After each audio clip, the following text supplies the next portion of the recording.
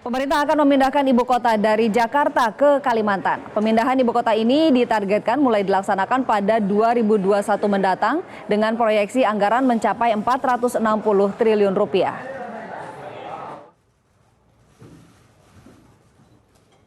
Pemerintah saat ini semakin serius merencanakan pemindahan ibu kota negara.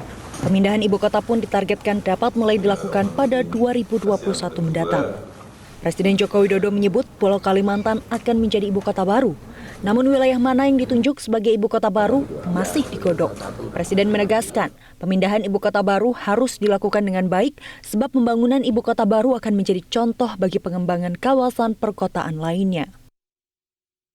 Kepala Bappenas Bambang Brojonegoro menjelaskan pembangunan ibu kota baru ini diprediksi akan menelan anggaran hingga 460 triliun rupiah. Namun anggaran ini tidak akan diambil dari APBN, melainkan dari kerjasama pemerintah dengan lembaga serta investasi pihak swasta. Bambang pun menjamin ibu kota baru ini nantinya akan berfungsi sebagai pusat pemerintahan saja.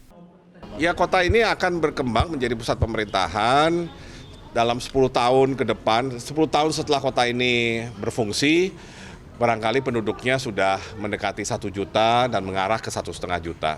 Ya, tapi kota ini tetap akan fokusnya menjadi pusat pemerintahan.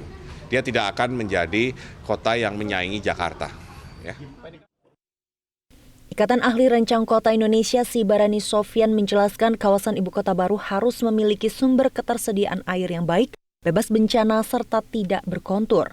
Menurut Sibarani, pembangunan tata kota ini tidak hanya mementingkan sisi estetika, tetapi juga mengutamakan fungsi infrastruktur yang dibangun.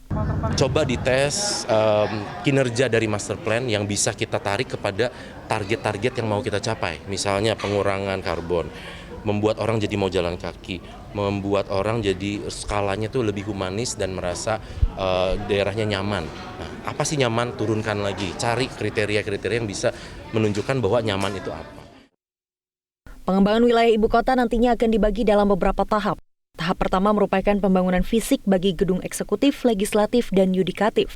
Sementara tahap kedua akan fokus dalam pembangunan sarana pendidikan, kesehatan, pusat perbelanjaan, hingga pangkalan militer.